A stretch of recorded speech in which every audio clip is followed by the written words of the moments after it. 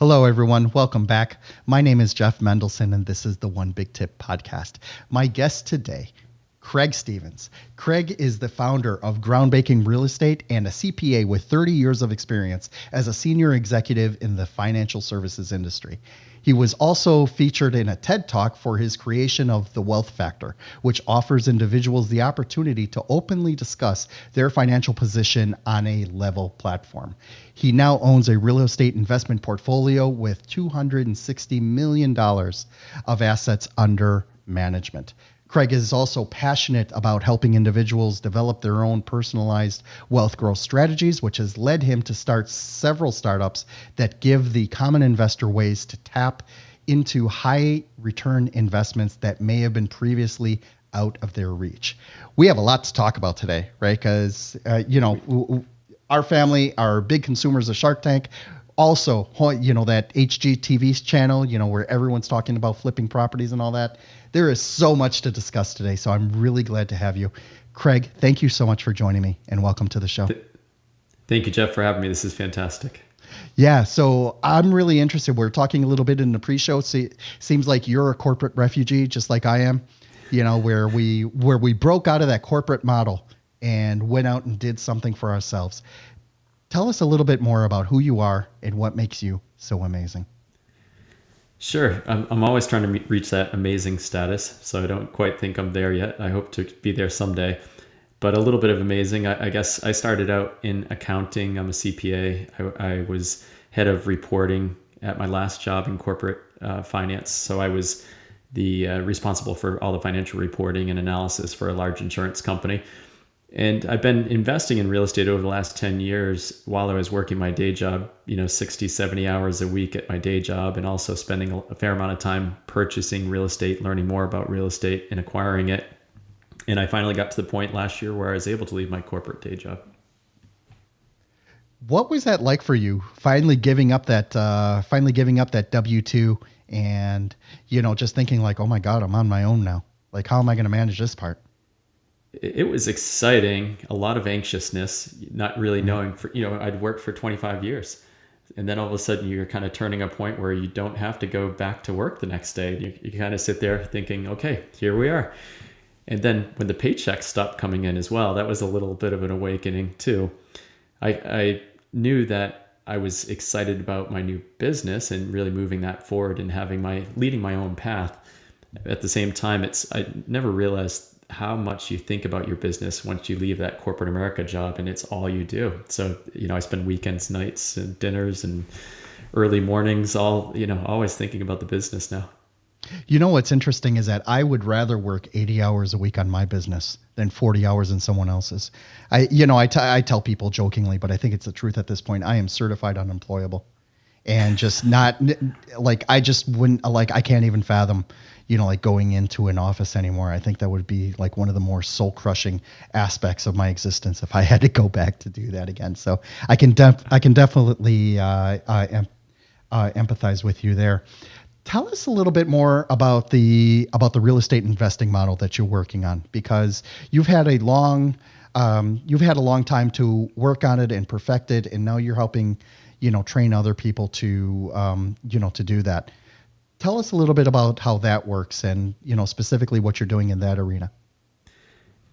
Absolutely. I started out by deciding that I was going to leave corporate America someday, and my best path forward was to start investing in real estate. It was something that I was interested in. I didn't have that much experience in, but I knew it was something that was going to push me to the point where I could eventually leave my day job. So I started acquiring properties one by one over a 10-year period, slowly building up my portfolio, and then being able to, get to that point where I had a real business in real estate and that enabled me to leave work.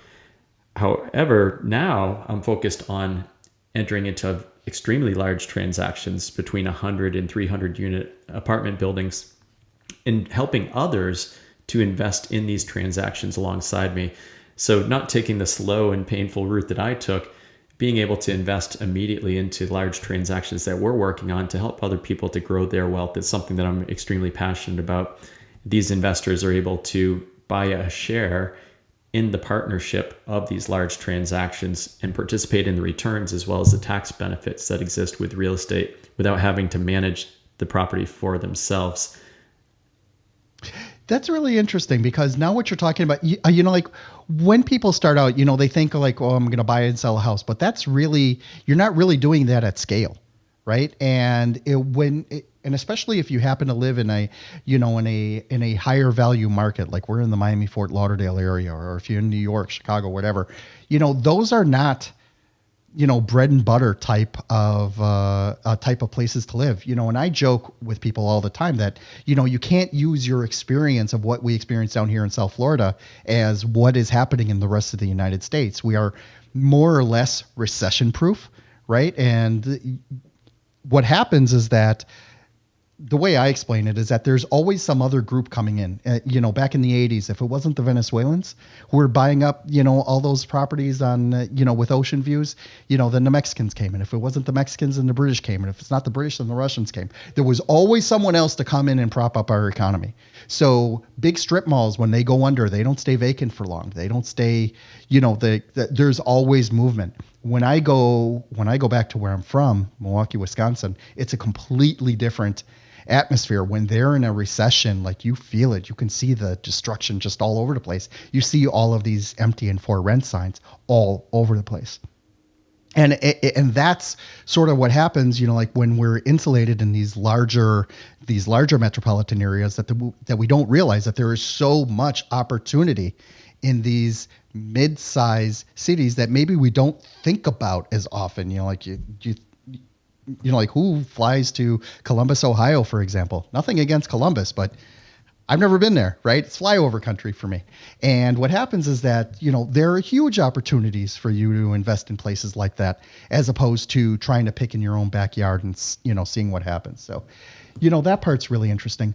One of the things that's really interesting about what you talk about is trying to figure out, what's your best path to learning about this, understanding it, and ultimately executing on it. So I don't want to steal your thunder too much. I do have a couple of opinions later on when you talk about it. Let's talk a little bit about the competitive edge triangle, that you developed, why it's important, and how do you help people sort of figure out what, how to use it and how they can optimize their growth strategy. When I first started investing in real estate, and I was building up my business, it became very overwhelming to think about what I needed to do next in order to achieve my goals. You kind of set your goals, you're told to set your goals and then determine your strategy, backtrack into your strategy on how to get there. But it really was a bit overwhelming at times to just think about all those aspects and all those things that I needed to do. So what I did was I identified a way to boil it down to 3 core areas that every business owner or investor have as a tool. And those 3 tools are time, money, and knowledge. Right? Everybody has some portion of these 3 tools. You might not have a lot of one particular area, but at least thinking about these 3 critical areas, this gives you a high level view as to where your strengths and your weaknesses are. And what I did was I kind of drafted a triangle on the back of a napkin that had these 3 sides to it: time, money, and knowledge. And each side of that triangle represents how strong you are in the area, so the length of each side.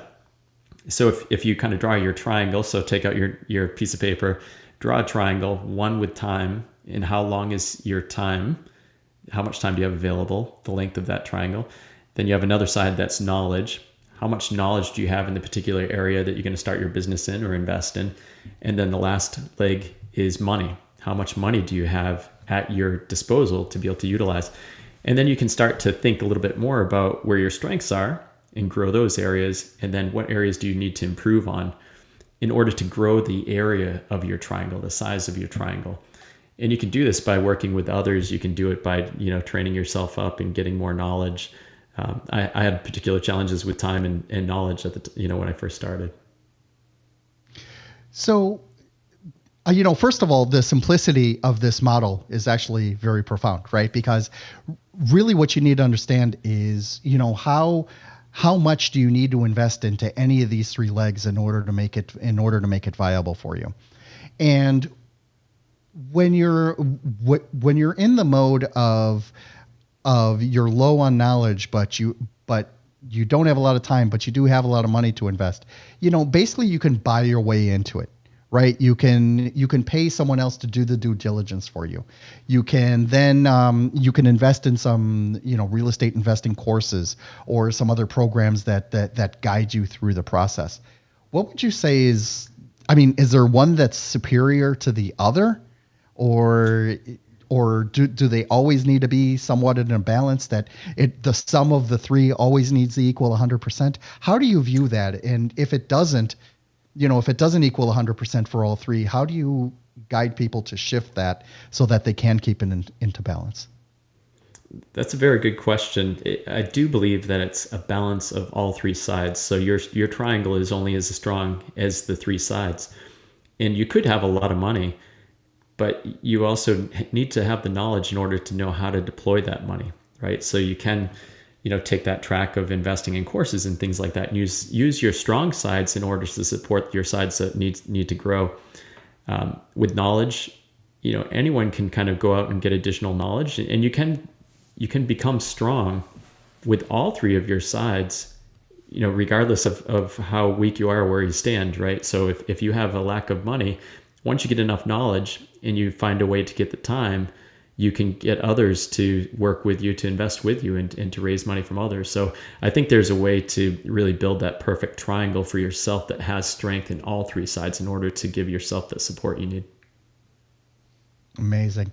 Let me ask you something. When you are teaching this to others, when you are bringing people into your group, where do you find that they are the most efficient starting out, and how do you see them transform?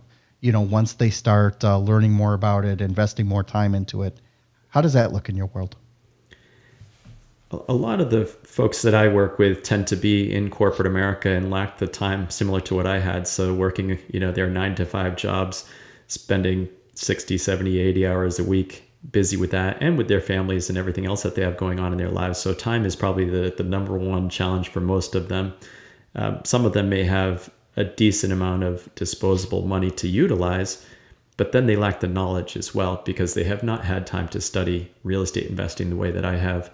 And that can take some time. So my purpose is to help to give them the knowledge, kind of fast track them with the knowledge that they need, and also give them the ability to become a little bit more efficient with their time so that they can jump into real estate investing more quickly. So when someone goes through your program, where do you see as like some of the wins?